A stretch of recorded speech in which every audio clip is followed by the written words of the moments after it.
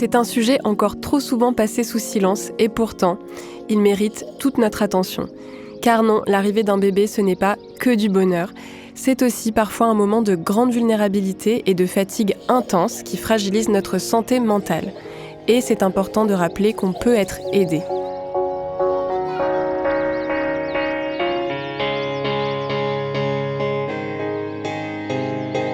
Bienvenue dans 3-2-1 Parents, le podcast de l'assurance maladie qui vous aide à vous préparer au mieux à l'arrivée de votre enfant, mais aussi et surtout à veiller sur votre santé et sur la sienne. Moi, c'est Pauline Verdusier, je suis journaliste et comme beaucoup de parents, je me suis posé 1000 questions en attendant mon premier enfant. Au fil des épisodes de ce podcast, je retrouve Anne Kammerer, sage-femme libérale, pour explorer ensemble et avec des experts tous ces sujets qui nous questionnent pendant la grossesse, l'accouchement et les premiers mois de vie de l'enfant. Dans cet épisode, nous sommes ravis de pouvoir échanger avec Françoise Guérin, psychologue spécialisée en périnatalité. Et on a plein de questions à lui poser. C'est quoi exactement la dépression postpartum ? Est-ce qu'il y a des signes qu'on peut repérer ? Pourquoi est-ce que ça arrive ? Et est-ce qu'on peut la prévenir ? Et surtout, comment se faire aider ? Mais avant ça, on retrouve Anne Kammerer qui nous explique comment, en tant que sage-femme, elle accompagne ses patientes. Petite précision, cet épisode va parler de sujets sensibles. Je vous invite à l'écouter avec précaution et n'hésitez pas à vous entourer si vous en ressentez le besoin. Bonjour Anne. Bonjour. Pour commencer, quel est le rôle de la sage-femme dans cette question de la santé mentale ? Alors, le fait que nous, on soit les professionnels que vous allez rencontrer à chaque étape de la grossesse, de l'accouchement, de l'après, on est un peu un point de référence auquel vous pouvez vous livrer. C'est-à-dire que si, dans le cadre de nos consultations, on va aborder tous les aspects de votre santé et votre vécu également. Et on va essayer d'accompagner, alors non seulement la personne enceinte, mais également en fait tout le noyau familial qui va entourer cet enfant à venir. Donc on s'intéresse à la santé émotionnelle de la personne enceinte, de la personne qui l'accompagne quand elle est en couple et de la famille, l'entourage, en tout cas les gens qui vont accueillir cet enfant. Dans le cadre de nos consultations, on va vous poser des questions sur votre santé physique, c'est-à-dire est-ce que vous sentez bien votre bébé bouger, est-ce que vous n'avez pas de saignement, est-ce que vous n'avez pas de douleur. Et on va vous demander aussi comment vous vivez les choses. Est-ce que vous vous sentez bien ? Est-ce que vous arrivez à dormir ?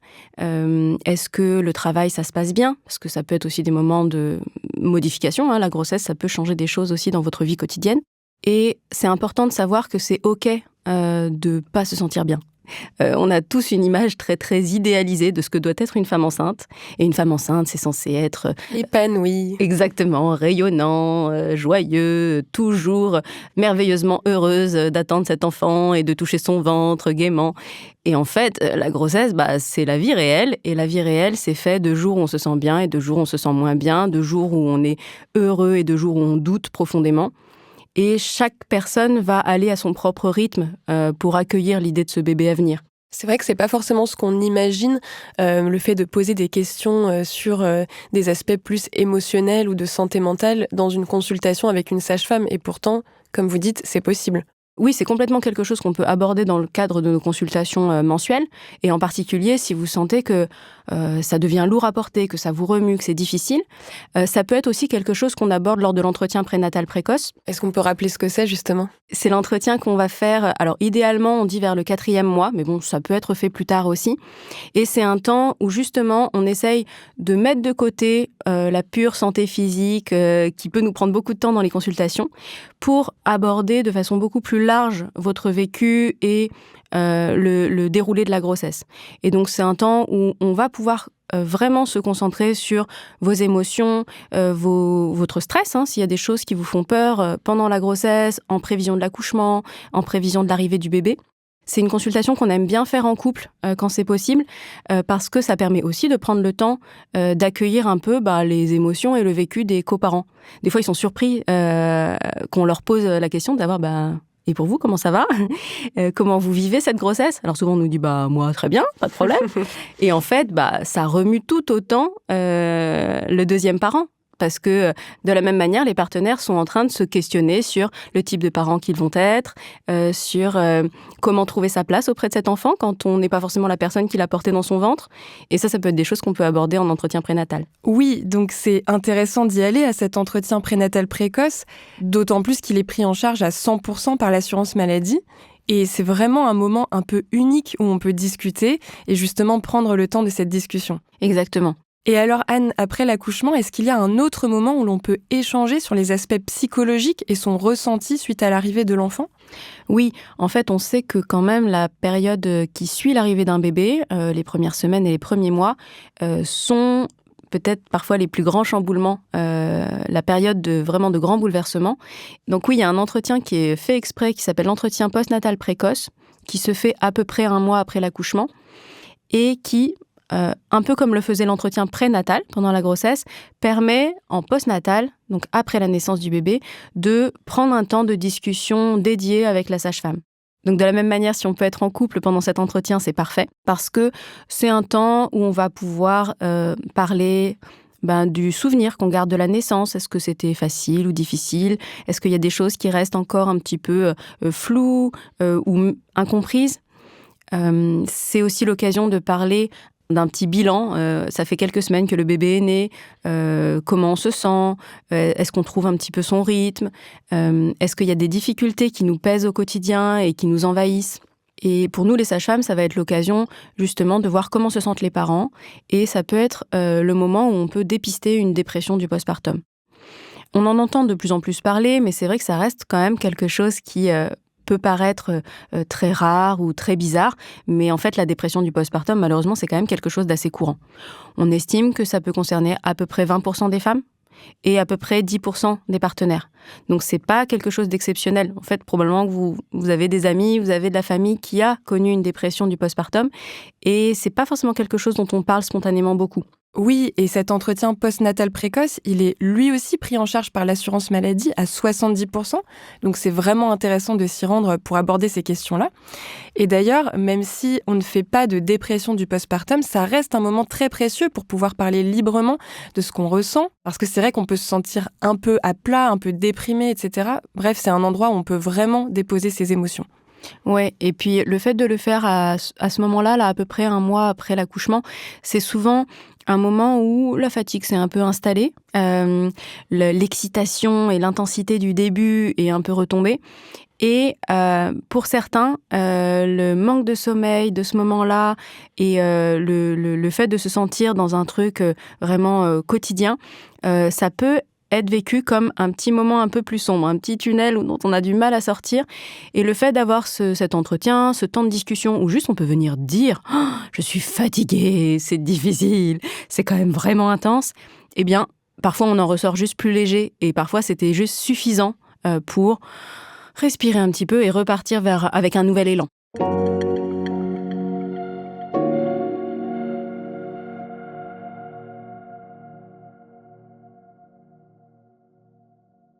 Quand ça ne suffit pas, entre guillemets, quand est-ce que ça peut être intéressant de consulter un ou une professionnelle de la santé mentale ? Alors parfois, ça pourra être quelque chose que vous allez discuter avec la sage-femme. C'est-à-dire, dans le cadre de l'entretien, c'est possible que la sage-femme vous dise « Là, au vu de ce que vous me dites, je trouve que c'est quand même assez envahissant pour vous.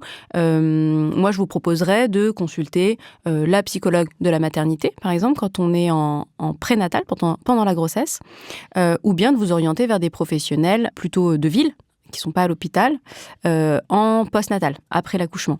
Et puis, ça peut être quelque chose qu'on dépiste soi-même ou que notre partenaire nous a aidé à dépister. C'est-à-dire, je te sens vraiment pas bien en ce moment, ça fait déjà plusieurs jours, plusieurs semaines que ça dure. Ce serait peut-être l'occasion d'avoir au moins un rendez-vous pour faire le point, pour obtenir un soutien et puis avoir un peu si c'est nécessaire dans la durée. Pour soi-même savoir où on en est, il existe un questionnaire qui permet aussi de dépister la dépression périnatale sur le site des 1000 premiers jours. Est-ce que ça peut être intéressant justement d'aller voir ce questionnaire ? Oui, si on n'en a pas forcément parlé avec sa sage-femme ou si on n'a pas eu ce rendez-vous et qu'on a du mal à faire le point sur ses propres besoins, on peut aller regarder sur le site des 1000 premiers jours, c'est assez bien fait et ça permet d'avoir justement un recul un petit peu plus objectif parce que parfois on se sent en difficulté. C'est pas facile d'évaluer soi-même où est-ce qu'on en est. Souvent, quand on n'est pas très en forme, on n'est pas forcément les meilleurs juges de notre état de santé et c'est important de faire confiance à notre entourage ou d'utiliser ce type de ressources pour pouvoir se dire « Ah oui, non, en effet, c'est quand même vraiment pas la folie en ce moment ». Donc il faut aussi retenir qu'en cas de mal-être, il ne faut pas hésiter à chercher de l'aide auprès d'un psychologue. Et c'est important de savoir que vous pouvez d'ailleurs bénéficier de séances remboursées par l'assurance maladie. Ça s'appelle Mon Soutien Psy. Il faut pour cela aller chercher un psychologue partenaire sur le site monsoutienpsy.amelie.fr. Et ça n'est pas que pour les parents. Toute personne angoissée, déprimée ou en souffrance psychique peut en bénéficier jusqu'à 12 séances par an. Et quels conseils vous donneriez aux parents qui peuvent rencontrer des difficultés ? Comment on les déculpabilise ? C'est important de savoir que beaucoup de mal-être et même parfois de dépression du postpartum peuvent être causés simplement par la fatigue et la surcharge. Et on en demande beaucoup aux parents. Ils peuvent être très isolés parfois. On a énormément d'attentes dans la société d'aujourd'hui sur comment être un parent parfait. Et ça, c'est vraiment l'ennemi du bien-être des parents parce que déjà, un parent parfait, ça n'existe pas. L'objectif, c'est pas d'être un parent parfait. C'est impossible. L'objectif, c'est d'être le parent suffisamment bon. Le parent qui permet à un enfant de bien grandir. Et on ne sera pas toujours au top de sa forme, on ne sera pas toujours exactement avec la bonne réponse. C'est normal qu'il y ait des moments où on ne comprend pas son enfant, des moments où on ne répond pas comme on le voudrait à son besoin. Et on apprend en même temps que son enfant grandit. Un autre élément important, vraiment, je pense que c'est d'avoir du soutien. C'est-à-dire que les bébés ont besoin de leurs parents pour grandir. Ouais. Et les parents, ils ont besoin de leur entourage pour les soutenir dans cette période-là. Alors ça peut être la famille, ça peut être les amis, ça peut être les collègues, ça peut être la société tout entière, mais on ne devrait pas être seul dans la vie pour élever un enfant. Et quand on est en couple, ça peut être important d'être attentif à l'autre, parce qu'on se connaît bien, donc on sait repérer quand l'autre n'est pas comme d'habitude, ou que quelque chose un petit peu de difficile s'installe dans la durée, et ça peut être un bon radar, un bon point d'alerte de dire « Ouh là, toi je te sens pas comme d'habitude, il faut que tu ailles chercher du soutien pour t'aérer, il faut que tu puisses respirer, aller parler avec des gens pour sortir de ce moment un peu d'isolement, un peu sombre. »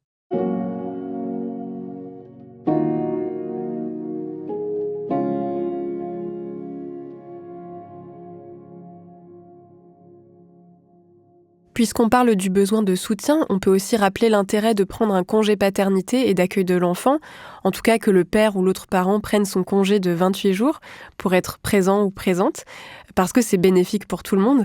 Et ça pose la question justement de préserver son énergie, de la répartir, d'avoir du relais. Est-ce qu'on peut citer certaines ressources qui existent pour se sentir moins seul face à une éventuelle dépression ou face à des états dépressifs qu'on peut vivre ? Alors, il y a plusieurs ressources possibles. On peut aller par exemple dans les PMI, donc qui sont des lieux où il y a des ateliers à destination des parents qui sont gratuits, accessibles à tous, où il y a des professionnels de santé, des puéricultrices, des auxiliaires de puériculture qui peuvent vous donner des conseils et vous soutenir concernant par exemple le sommeil des enfants, proposer des activités d'éveil, vous expliquer un petit peu comment fonctionne un enfant à chaque âge, à chaque étape de son développement. Et d'autres lieux comme les lieux d'accueil enfants-parents, qu'on appelle LAEP, c'est des endroits aussi où on peut aller avec son enfant. Alors, c'est des espaces de jeu, en fait, c'est des endroits où il y a plein de jeux, plein de livres, plein d'activités possibles pour les bébés et pour les enfants. Et il va y avoir donc d'autres parents qui vont venir là avec leurs enfants, ça peut permettre de rencontrer des gens. Et il y aura toujours une personne qui anime et qui accompagne dans le lieu. Donc, ça peut être aussi l'intervenant avec qui on va pouvoir échanger sur le rythme de notre enfant, ce qui lui plaît ou pas comme activité. Ça peut être vraiment des lieux où on peut venir passer quelques heures dans la journée. Oui, et d'ailleurs, on peut trouver la liste des LAEP dans notre région sur le site de la CAF. Donc le mot-clé, finalement, c'est de ne pas rester seul face à cette période de vie qui est particulière. Exactement.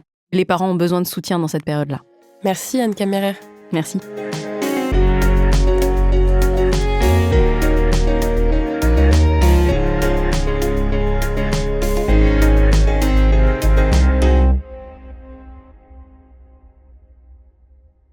Et pour mieux comprendre le lien entre le parent et le bébé et aussi mettre en lumière les symptômes parfois méconnus de la dépression périnatale, on retrouve Françoise Guérin. Bonjour. Bonjour. Est-ce que vous pouvez vous présenter, s'il vous plaît ? Je suis psychologue clinicienne et je suis spécialisée dans le lien parent-bébé et les troubles psychiques de la grossesse et du postpartum. Je suis également romancière et j'ai beaucoup écrit sur le postpartum et ce que vivent les jeunes parents dans ce moment-là. Et à quel moment est-ce que la dépression périnatale peut apparaître ? Parce que c'est vrai qu'on l'associe souvent au postpartum, mais en réalité, elle peut commencer plus tôt, c'est bien ça ? Alors effectivement, il y a un continuum entre la dépression de la grossesse, qui peut apparaître parfois dès les premières semaines de la grossesse, et la dépression qui survient dans le postpartum. C'est pour ça que c'est très, très important quand les sages-femmes rencontrent les mères pendant la grossesse, qu'elles puissent repérer des signes de dépression pour qu'on puisse travailler dessus et permettre de soigner cette dépression de la grossesse. Parce que l'accouchement ne va pas guérir la dépression, il va y avoir une continuité. Et autrement, quand elle intervient uniquement dans le postpartum, c'est en général après quelques semaines, 4 à 10 semaines après la naissance, le temps que les mères éprouvent l'épuisement des nuits sans sommeil, les difficultés à rencontrer le bébé, les difficultés à s'organiser, l'impression d'être submergée, etc. Et puis parfois, cette dépression, elle arrive beaucoup plus tard que les 4 à 10 semaines après l'accouchement. Oui, on peut voir survenir des dépressions postpartum, par exemple au moment du sevrage, qui est un moment important dans la dynamique relationnelle avec le bébé et qui est un moment où certaines femmes ont du mal à supporter cette séparation supplémentaire qu'implique le sevrage, notamment pour les mères qui allaitent. Et en réalité, on sait qu'il y a des dépressions postpartum jusqu'à 1 an après la naissance du bébé. De toute façon, on considère comme dépression du postpartum toute dépression qui débute dans l'année qui suit la naissance d'un enfant. Est-ce qu'il y a des choses qui font qu'on est plus à risque de vivre une dépression périnatale ? Alors, parmi les facteurs de risque, il y a l'isolement des mères, mais également tous les antécédents qu'on connaît, antécédents obstétricaux, antécédents de santé, antécédents de maltraitance, antécédents de violences sexuelles, par exemple. Et puis les antécédents psychiatriques. Certaines mères ont déjà fait des dépressions auparavant, ont vécu des troubles psychiques à l'adolescence, et donc elles sont un peu plus à risque. Et on leur conseille souvent de consulter au moment de devenir mère. Alors vous venez d'évoquer les facteurs de risque, mais quand la dépression est là, comment ça se traduit concrètement ? Quels sont les symptômes qu'on peut observer ? Ce sont des dépressions qui sont relativement atypiques, c'est-à-dire qu'elles ressemblent pas toujours aux autres dépressions. Parfois, elles ressemblent, mais elles touchent particulièrement la relation avec le bébé. D'abord, ce qui est particulier, c'est que ce sont des dépressions qui s'installent progressivement. On n'a pas affaire à une dépression flamboyante qui apparaît du jour au lendemain et qui donnerait du coup l'indication qu'il faut consulter. C'est plutôt quelque chose d'extrêmement insinueux, sournois, un peu comme, je donne souvent cette image, comme si on baissait progressivement la lumière un petit peu tous les jours, puis un matin on se retrouve dans le noir et on comprend pas ce qui s'est passé. Souvent on a d'abord des motifs de découragement. L'impression d'être la tête dans le guidon, le sentiment que quelque chose qui ne va pas, qu'on ne comprend pas son bébé. Et puis, alors ça c'est toutes les mères, mais particulièrement dans la dépression, il y a une culpabilité exacerbée pour tout ce qui concerne le bébé, avec cette impression qu'ont certaines mères que la moindre petite anicroche va tourner à la catastrophe. Voilà, elles ont mis une mesure de lait en plus dans le biberon et d'un seul coup, c'est comme si il allait se passer des choses très graves. Donc, elles peuvent aussi s'interroger sans fin, douter ou s'installer dans un contrôle permanent qui va les épuiser. Certaines mères ont plus d'angoisse, d'autres plus de tristesse, d'autres une difficulté tout simplement à s'organiser, à sortir la tête de l'eau, etc.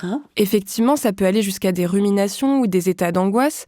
Est-ce que ces angoisses, justement, elles peuvent prendre des formes particulières ?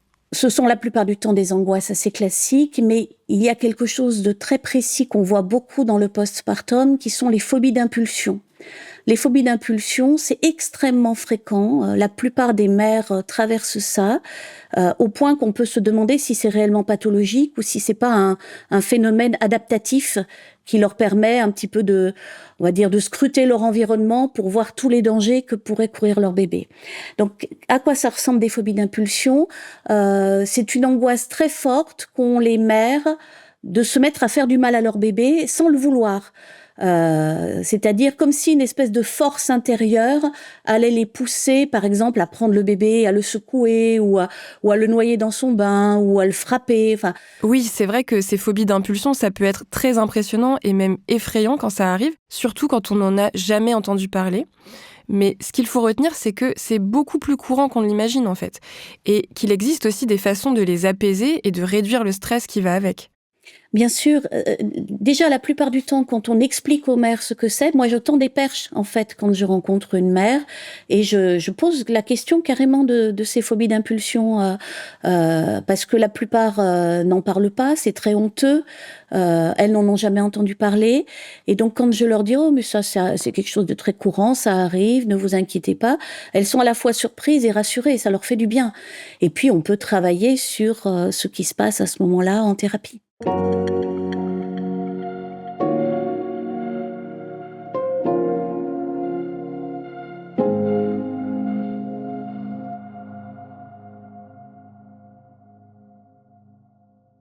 De savoir que c'est quelque chose de fréquent, c'est rassurant, c'est vrai.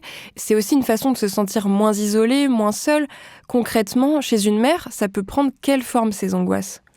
Alors, il y a les angoisses et puis il y a la tristesse qui est là, qui est très profonde parfois, qui est parfois insoupçonnable parce que les mères masquent beaucoup, notamment pour épargner leur bébé. Je suis frappée de ce que quand les mères me parlent, elles me disent non mais j'ai pas montré tout ça à mon bébé, comme si le bébé qui est très proche de la mère ne percevait pas à ce moment-là tout ça. Et la tristesse, elle peut être très profonde parce que c'est une tristesse qui vient du fond des âges. Souvent, quand on devient parent, on est reconnecté à l'enfant qu'on a été et aux choses qu'on a traversées. Et donc, on peut éprouver une tristesse très importante liée à son histoire, aux choses qu'on n'a pas résolues. La tristesse, ça peut aussi être tout simplement parce que la maternité, j'ai coutume de le dire, c'est une forme de deuil. Ça paraît étrange parce que ça paraît être le plus beau des cadeaux d'avoir un bébé pour la plupart des mères, mais c'est aussi le deuil de la vie d'avant. C'est-à-dire que quand on a passé 3 semaines, 1 mois avec un bébé dans les bras à pas pouvoir le poser, on se rend compte que la vie sera plus jamais la même, qu'on sera plus une jeune femme insouciante qui va boire un verre avec une amie en sortant du boulot parce qu'elle a le temps, mais que là il faut vite courir, rentrer parce qu'il y a la crèche, la nounou, le bain, le repas du bébé. Donc il y a un deuil à faire et ce deuil-là, il prend du temps comme tous les deuils. Et évidemment, la plupart du temps, il est contrebalancé par la joie d'avoir un bébé, mais certaines mères n'éprouvent pas cette joie. D'ailleurs, ça fait partie des choses qui peuvent être angoissantes de ne pas éprouver de joie ou d'émotions particulières face à son bébé. Certaines mères mettent plusieurs semaines, voire plusieurs mois à apprivoiser le bébé, à en tomber amoureuse. Contrairement aux images qu'on a dans les films où on vous met le bébé sur le ventre et c'est le coup de foudre. Le coup de foudre dans la vie, c'est pas toujours le cas. Donc ça peut être une grande tristesse pour les mères de ne pas se découvrir comme la mère merveilleuse, idéale et flamboyante qui a un bébé et qui tombe en amour avec ce bébé. Donc devenir parent, ça nous fait revisiter l'enfance, quels parents on a eu et comment on a été avec eux, et ça questionne aussi quels parents on veut être. Et ça, c'est compliqué parce que si on a eu des parents, par exemple, qui crient beaucoup, qui s'énervent énormément ou qui sont très sévères, en général, on va pas vouloir être ces parents-là. Mais on va se construire dans l'opposé, l'exact inverse. Mais quand on est dans l'exact inverse, on est tout autant dans l'excès, en fait. On a tendance à avoir beaucoup idéalisé la maternité, on l'idéalise toujours beaucoup, et il faut savoir que plus on idéalise quelque chose, moins on va se sentir à la hauteur. Donc, on va produire de la déception. On peut être déçu de soi, mais on peut aussi être déçu de son partenaire, qui ne semble pas à la hauteur non plus, ou qui ne fait pas ce qu'on attendait. Et il le fait d'autant moins que souvent, on lui dit pas ce qu'on attend de lui. Ça signe aussi l'épuisement des mères, c'est-à-dire qu'elles n'arrivent plus à se contenir. Et c'est une des choses qui va les faire consulter. C'est-à-dire quand elles se sentent explosées de colère, en général, là, elles prennent leur téléphone, elles disent « là, j'ai besoin d'aide ». Et d'ailleurs, ça peut aller jusqu'à des pensées suicidaires. Et c'est vrai que c'est quelque chose de très difficile à évoquer parce que c'est encore malheureusement très tabou. Si ça nous arrive et si on se reconnaît dans cette situation, comment est-ce qu'on peut réagir ? Oui, alors il faut savoir que les pensées suicidaires, c'est très fréquent dans le postpartum. Donc ça peut être juste un petit passage comme ça, un moment où la mère se dit « mais en fait je suis trop nulle comme mère, ce bébé serait mieux sans moi, je fais pas ce qu'il faut ». Donc ça, c'est des points d'alarme pour les mères, quand en plus elles parviennent à le dire à leur entourage, ce qui est très rare, mais quand elles le disent, il faut vraiment que l'entourage les incite à consulter. Ça peut être aussi des pensées qui s'installent et qui ressemblent parfois d'ailleurs à des phobies d'impulsion sur elles-mêmes. Les phobies d'impulsion, c'est pas que sur le bébé, ça peut être aussi sur soi-même, des pensées qu'on pourrait faire ça et puis que la souffrance s'arrêterait, parce qu'il y a une véritable souffrance dans la dépression postpartum. C'est vraiment important de le signaler. Et alors, on sait, parce que les dernières statistiques nous l'ont montré, que le suicide, c'est la première cause de mortalité dans le postpartum. C'est passé devant, là, depuis 1 an. La première cause de mortalité des mères dans le postpartum. Donc, c'est énorme. C'est vraiment, en termes de prévention, il faut vraiment qu'on travaille beaucoup à ce que on puisse dire, qu'une mère puisse dire à son entourage, non mais là, ça va pas, j'en viens à avoir des idées noires, des idées de suicide, etc. Et le travail des idées suicidaires, il se fait en psychothérapie, c'est-à-dire qu'on va parler de ce qui traverse les mères et de ce qui les angoisse tant et de ce qui leur donne aussi ce sentiment qu'elles ne vont jamais s'en sortir. Il faut vraiment signaler que ça fait partie de la dépression, cette impression qu'on va pas s'en sortir. C'est vraiment le sentiment d'incurabilité fait partie de la dépression. Donc on travaille là-dessus.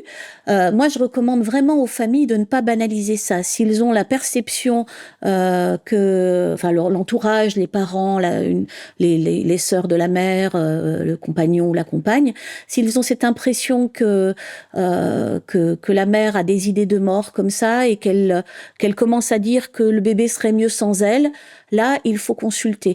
Une des premières choses qu'on peut faire quand on ne sait pas quoi faire et qu'on est, par exemple, un membre de la famille et qu'on voit sa fille, sa sœur, sa belle-sœur en difficulté, on peut joindre le 3114, qui est le numéro de prévention du suicide. C'est un numéro gratuit qui est pas seulement réservé aux personnes qui ont des idées suicidaires, mais aussi à l'entourage.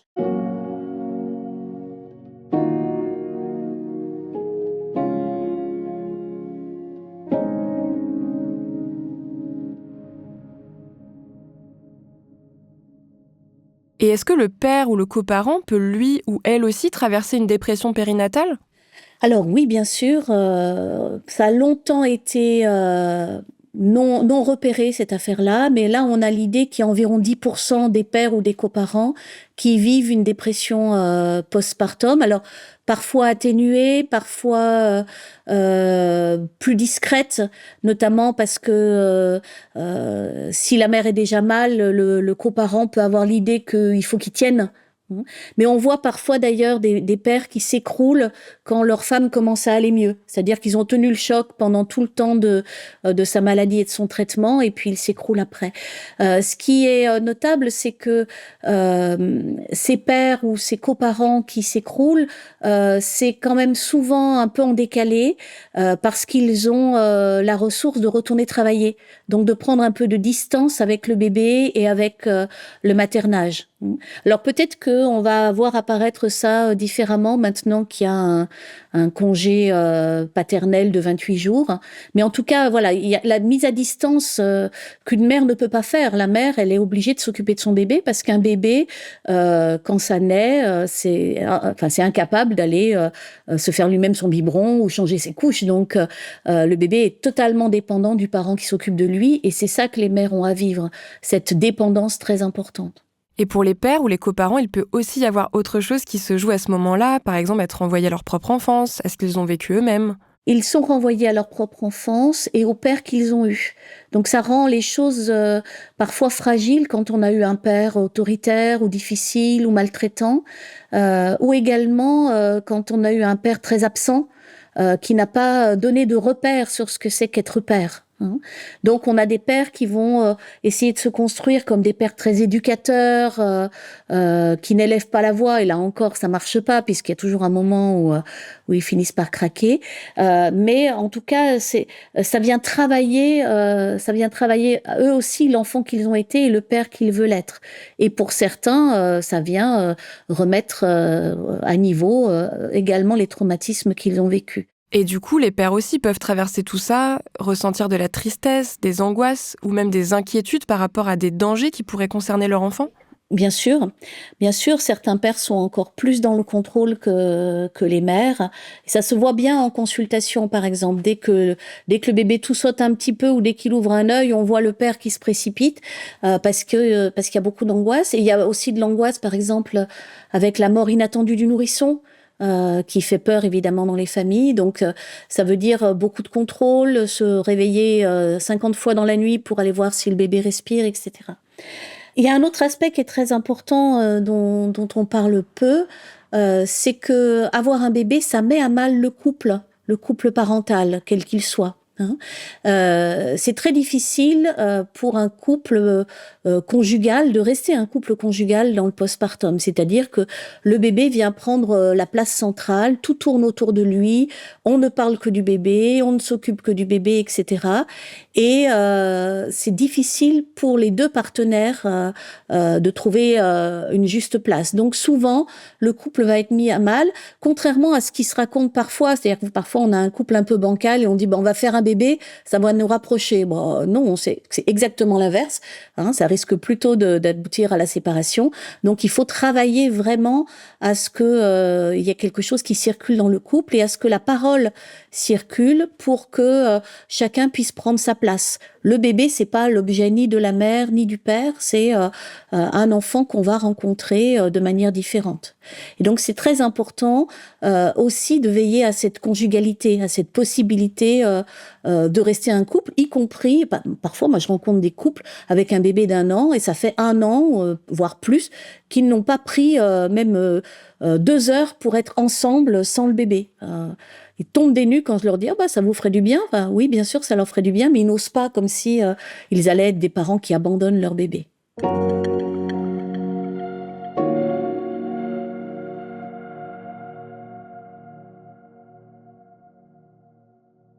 Dans ces cas-là, quand on fait face à une dépression périnatale, vers qui on peut se tourner pour trouver de l'aide? Le traitement de la dépression périnatale, c'est d'abord la psychothérapie. C'est-à-dire que le meilleur médicament du monde ne va pas vous enlever la dépression si vous avez quelque chose qui ne va pas dans votre vie. Hein, si c'est l'enfer dans votre vie, le médicament ne va pas régler ça. Mais la psychothérapie, ça veut dire prendre le temps de rencontrer un psychologue, un thérapeute, et souvent avec le bébé. Hein, c'est bien quand le bébé peut être là, du moins au début, pour permettre que justement le thérapeute aide à la rencontre avec le bébé. Parce que c'est pas parce qu'on s'occupe de son bébé 24 heures sur 24 qu'on l'a réellement rencontré. Parfois, on le rencontre un peu à distance.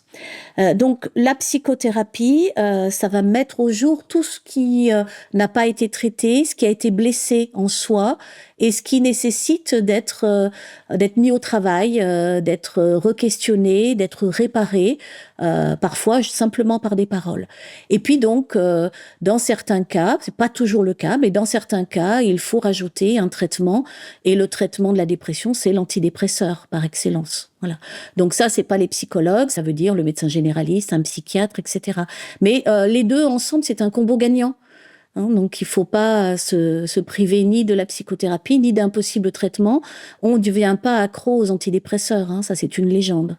Alors, vous nous avez parlé des soins médicaux et de la psychothérapie, qui sont évidemment essentiels quand on se sent en difficulté. Mais il existe d'autres formes de soutien, de relais. Je pense aux associations, par exemple, qui permettent aux parents de ne pas rester seuls.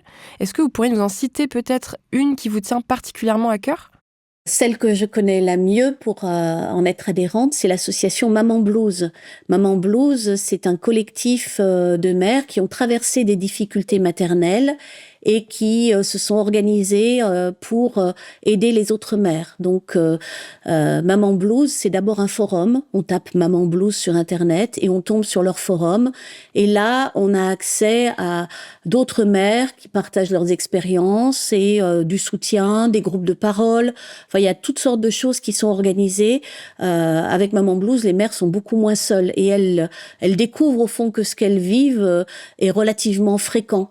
Au lieu de se dire dans leur coin, je vis ça parce que je suis la plus mauvaise mère du monde, et elles s'aperçoivent que voilà, elles sont très nombreuses à être des très mauvaises mères. Alors si c'est comme ça.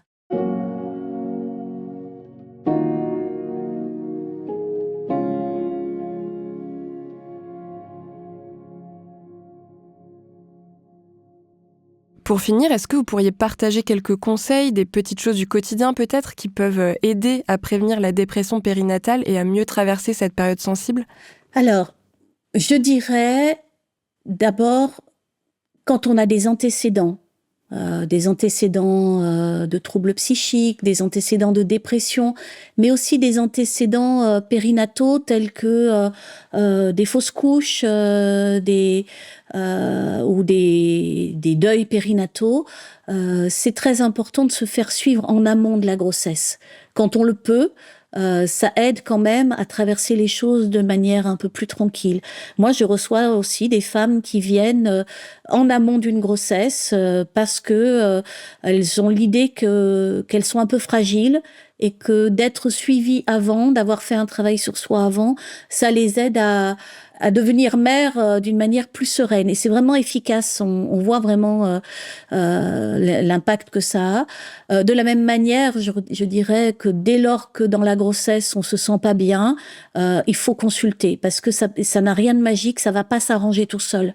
C'est pas pour autant que c'est grave, mais les petits signes de souffrance pendant la grossesse, ils doivent être des alertes qui nous disent « Ok, allez, je me prends en charge, je vais voir quelqu'un, je vais parler », ne serait-ce que pour éviter de trop ruminer sur ce qui m'arrive.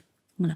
Ensuite, les autres aspects, je dirais, de prévention de la dépression postpartum notamment, c'est de s'organiser pour avoir beaucoup d'aide dans le postpartum, c'est-à-dire avoir du monde qui passe quand on a besoin, avoir des relais, d'organiser des tours de copines qui vont venir donner un coup de main, faire une vaisselle. Parfois, c'est tout bête, hein, mais une copine qui vient passer 2 heures, un petit moment pour boire un thé avec la mère, puis qui lui dit « Allez, va te coucher, je surveille ton bébé pendant ce temps », et qui en profite pour faire un peu de ménage ou des choses comme ça, ça peut être extrêmement précieux. Il faut savoir que si on a déjà fait une dépression postpartum pour un premier bébé, contrairement à ce qu'on a beaucoup entendu, ça ne vous vaccine pas pour les grossesses suivantes. Ça veut dire même qu'on risque d'avoir une dépression encore plus sévère lors de la grossesse ultérieure. C'est pourquoi c'est vraiment important quand on a été diagnostiqué d'une dépression de continuer de se faire suivre et de se faire suivre pendant la grossesse parce que ça a vraiment un effet préventif extrêmement important. En fait, la psychothérapie, ça marche et ça marche particulièrement avec les mères dans le postpartum. Pour conclure, on peut peut-être rappeler à l'entourage que l'une des premières choses à faire, c'est tout simplement de demander aux mères, aux parents de quoi ils ont besoin et comment on peut leur apporter du soutien. Parfois, ce sont de petites attentions, parfois juste une écoute, mais ça peut vraiment faire la différence. Merci beaucoup Françoise Guérin d'avoir pris le temps de partager toutes ces clés avec nous. Merci de m'avoir invitée.